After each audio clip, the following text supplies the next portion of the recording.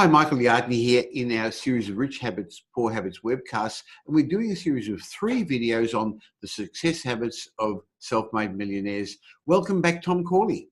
Hi, Michael. It's good to be back.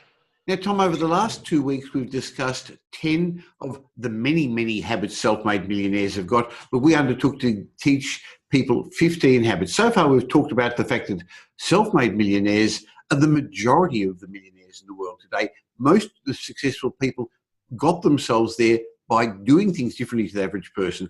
They consistently read, they exercise, they hang around with successful people, they set goals and then they pursue them. They get up early in the morning. They're the 5 habits we discussed in the first video. Last week, we discussed 5 more habits. That successful people have multiple sources of income so that if one gets out of kilter, they're buoyed up by others. They have mentors. They have a positive mindset.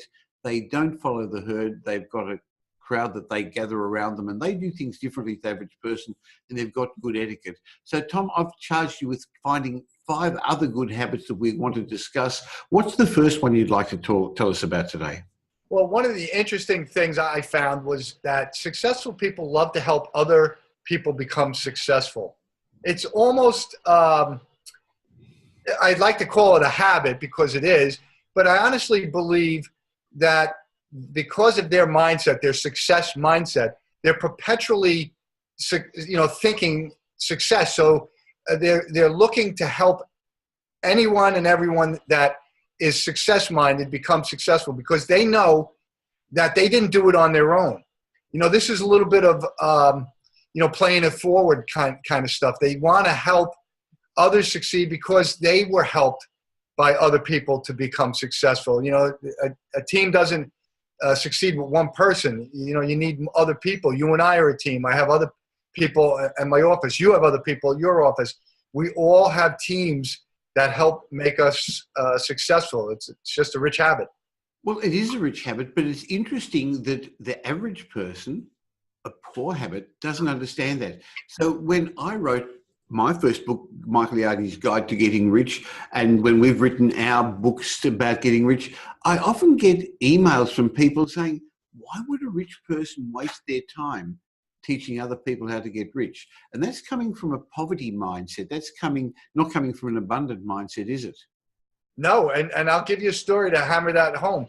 One of the individuals in my study, one of the self-made millionaires, called me and during the 2008, 2009 recession, he lost his job. He was making close to $1 million a year, lost his job. He wasn't worried because he had probably $15, $20 million.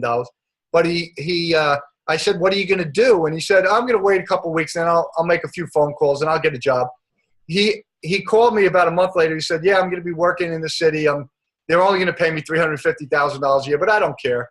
And I said, well, how'd you get the job? He said, I called one of the individuals who I helped become successful, who worked for me. And he said he hired me on the spot. He said, we don't even have a position for you, but you're hired. Interesting, isn't it? It's another way of paying forward. So that's the first of the 5 extra new rich habits that we want to talk about today. Tell me another one, please. I like to call this self-brainstorming. This is where you just earmark a certain amount of time. I use 15 minutes in the morning. And I just think about all of the issues that I face. And I just go over them like railroad cars. I let them pass in my mind. And I just kind of give myself a command. I said, find the solution, subconscious, to this problem, find the solution to that problem. And then I kind of let it go. And the next morning, I'm never surprised now, but you'd be surprised. You come up with solutions just by doing this little brainstorming. So they like to think. They like to earmark time, particularly in the mornings, first thing in the morning, to kind of do a little bit of self-thinking or brainstorming.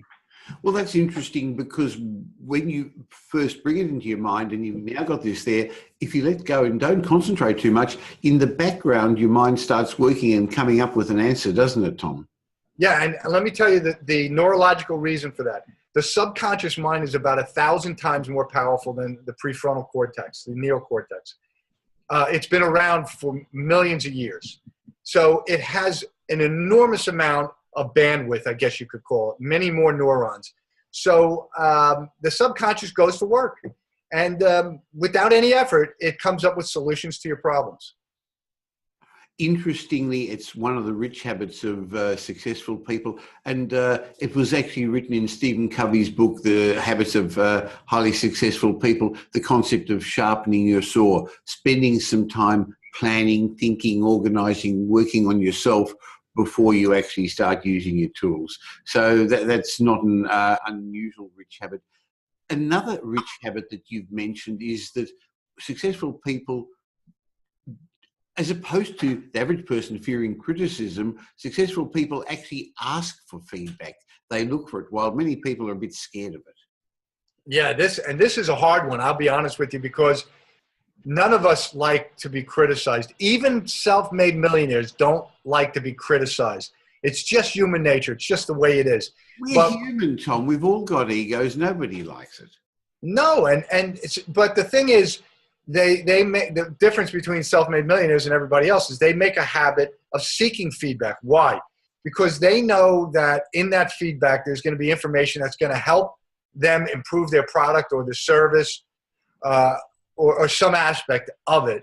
And they're so focused on providing the best product and the best service that they don't care. They actually want feedback. They want the criticism. They're looking for it, and you learn so much through feedback. Well, they recognize that if you're the smartest person in your team, you're in trouble. So it's good to have good people around you. And I think that's something I read from Richard Branson saying, why would I hire all these smart people and then not pay attention to what they're telling me to do? So you shouldn't be, if you're in business, hiring mini-me's who are going to just say yes, sir, and copy you. You want people to have a different point of view. That's absolutely right. You need people around you who are going to tell you, Michael, you're doing it wrong. This is the right way to do it. But Tom, despite knowing that, I still don't like you. Okay. Now, another habit of successful people is they ask for what they want. Yeah, this is another, it's very similar to the feedback one. It's a fear that you have to overcome. The fear of rejection in this case, not of criticism as in the other case. When you ask someone for something, there's going to be two outcomes. It's either going to be yes or no. What I found is also there's a third income, which is also a no. When people don't respond to you, that's usually a no, right? So what I've learned from my research is that the self-made millionaires have gotten over the hump, the fear of rejection, and they ask for what they want because in their mind, I have a 50-50 shot of getting it. So what do I have to lose? The fear is there in the beginning, but when you make it a habit, the fear kind of goes away. You just ask for what you want. Oh, I need whatever. Let me call Michael. He'll help me. And you just make the phone call. You don't think, oh, he's going to say no, or oh God, now I'm going to be indebted to Michael for the next year. You just make a habit of doing it, and you'll be surprised what happens. 50% of the time, you're going to be surprised. Well, if you don't ask, you won't get the answer. And it's one of your famous baseballers that made a saying, and I don't know much about baseball, so I'm really not going to do him justice by making a comment, but he basically said that you miss 100% of the shots you don't go for. That's right, yeah. And this is actually a Jack Canfield, a big one in his success principles. Just ask for what you want. Don't be afraid of it. And he found that when he started asking for what he wanted, he was surprised at how high the percentage was of the people that said yes. Funny about that. So we're going through 15 success habits, and the last one, Tom, is that they take calculated risks. Yeah, so the difference between a calculated risk and, say, playing the lottery or speculation is a calculated risk requires homework. You have to do your homework. If you're going to be investing in real estate, you have to do your homework. You have to study the local market where you want to invest in the real estate. And then you have to really learn from the people that live in that community. You have to find out what the right price is. And then after you do all of that homework, and it might take you 6 months to find something that you want, and then you take the risk. You take the calculated risk. It's a lot different than, you know, walking into a casino and saying, red.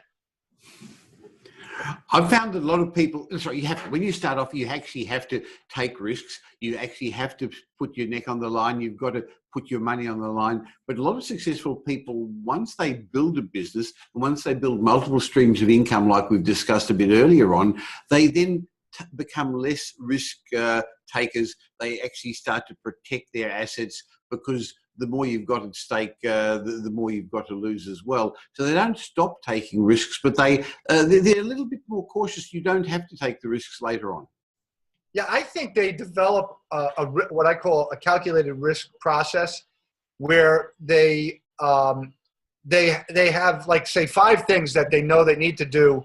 We'll use real estate as an example again, and before they buy a piece of property. So they go through those 5 steps. It's a process. And once they're done with the 5 steps, they make a decision. It's just a process. Sure. So fantastic. There's another 5 great lessons you've just taught us. The successful self-made millionaires have certain rich habits. The ones we've discussed today are that they help others succeed. And they don't do it for selfish reasons. They do it to help others. But interestingly, they get paid back in many, many different ways. They dedicate 15, sometimes 30 minutes a day to thinking, to quiet time, to contemplating, to helping themselves. I like that habit. They seek feedback, and they also ask for what they want, and they take calculated risks. Tom, there's lots more rich habits and poor habits that we've discussed in our joint book, Rich Habits, Poor Habits. So if the readers are interested in that, go to richhabitspoorhabits.com and get your own copy, or you can get it on Amazon as a hard copy book or as a Kindle. And if you're enjoying this series of videos, come back. We do this every week, but come to either Tom's richhabits.net blog or mine, or on Facebook or YouTube, wherever you're getting this. But more importantly, help other people. Pass it along. Why don't you send the message to others, your friends? One person you think would benefit from this, help us spread the message. Tom, thank you so much, and I look forward to catching up with you again next week. Yeah, I enjoyed it, Michael. Thanks for having me.